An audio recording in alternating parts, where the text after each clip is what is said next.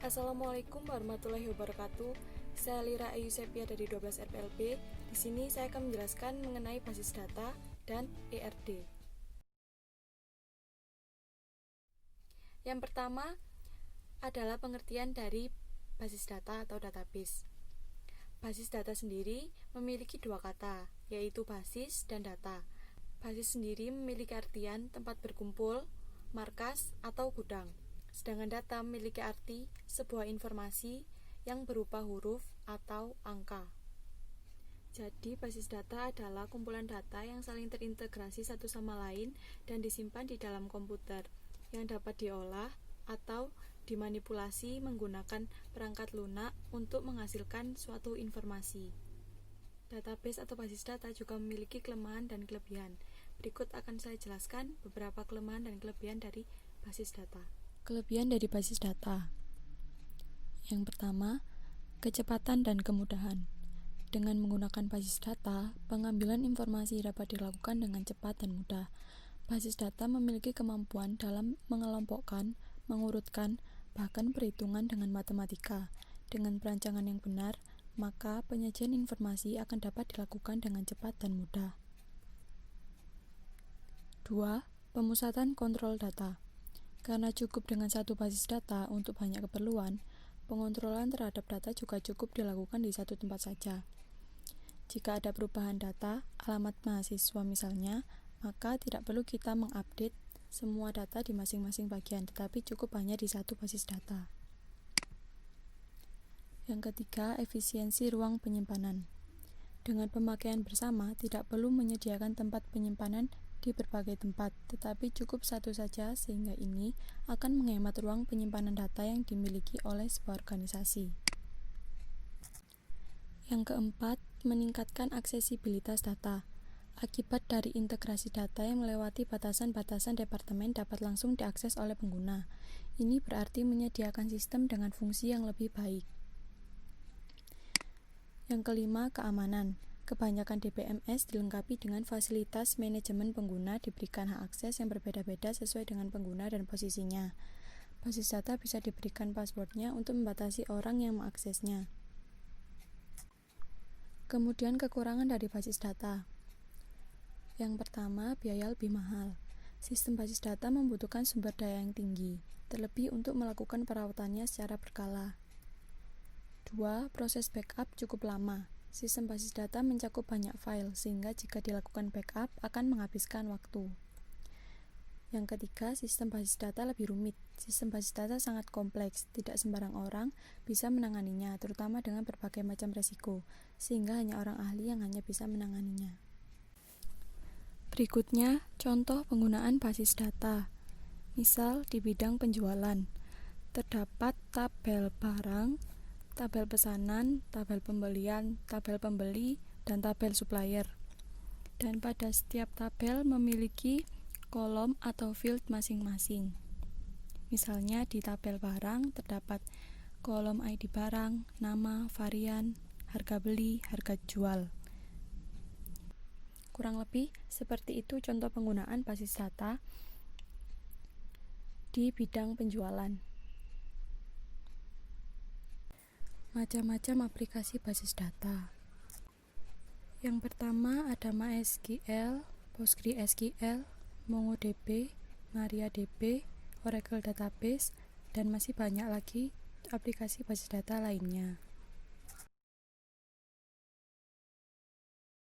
Kemudian yang kedua adalah pengertian dari ERD atau Entity Relationship Diagram. ERD adalah jenis diagram struktural yang digunakan dalam desain basis data atau database. Berikut akan saya jelaskan mengenai simbol-simbol yang dapat kita gunakan saat pembuatan ERD. Simbol-simbol pada ERD. Yang pertama yaitu entity atau entitas. Entitas adalah kumpulan dari objek yang dapat diidentifikasi secara unik. Yang kedua, weak entity atau entitas lemah. Entitas lemah adalah entitas yang harus ditentukan oleh hubungan kunci asing dengan entitas lain karena tidak dapat diidentifikasi secara unik dengan atributnya sendiri. Yang ketiga, relationship atau relasi. Relasi adalah hubungan antara satu entitas atau lebih. Yang keempat, atribut. Atribut berfungsi untuk mendeskripsikan karakter entitas. Yang kelima, atribut key atau atribut kunci. Atribut key ini berfungsi sebagai atribut kunci dengan diberi garis bawah pada nama atribut. Yang keenam, atribut multi-value. Atribut multi-value ini memiliki lebih dari satu nilai.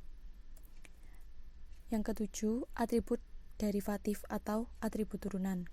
Atribut turunan ini adalah atribut yang didasarkan pada atribut lain. Dan yang terakhir, atribut composite adalah atribut yang dapat dipecah menjadi bagian-bagian yang lebih kecil. Sekarang saya ingin menunjukkan contoh ERD mengenai aplikasi kasir yang sudah saya buat. Di sini terdapat beberapa tabel yang digambarkan dengan simbol entitas. Di antaranya ada tabel customer, tabel payment, tabel kasir, OpenShift, products, dan tabel brands. Setiap tabel-tabel di sini memiliki beberapa atribut. Misalnya pada tabel customer, tabel ini memiliki atribut yaitu ID, customer name, customer code, customer address, dan phone number. Begitu juga dengan tabel-tabel lainnya juga memiliki beberapa atribut. Di sini juga terdapat atribut key yang ditandai dengan garis bawah pada nama atributnya. Contohnya seperti nama atribut pada tabel OpenShift ini yaitu atribut ID. Nama atributnya ini memiliki garis bawah. Jadi ini disebut dengan atribut key atau atribut kunci. Di tabel-tabel lainnya pun juga memiliki atribut kunci. Di tabel produk memiliki atribut kunci ID. Dan di tabel brands juga terdapat atribut kunci yaitu ID. Terdapat juga relasi yang menghubungkan antara satu tabel dengan tabel lainnya. Contohnya seperti relasi yang menghubungkan antara tabel produk dan tabel brand. Relasinya yaitu memiliki. Dan juga terdapat relasi-relasi lainnya antar tabel. Misalnya relasi antara tabel customer dan tabel payment. Kemudian relasi antara tabel payment dan tabel OpenShift. Jadi kurang lebih seperti itu contoh ERD yang sudah saya buat. Cukup sekian video penjelasan mengenai basis data dan ERD dari saya. Mohon maaf apabila ada salah kata.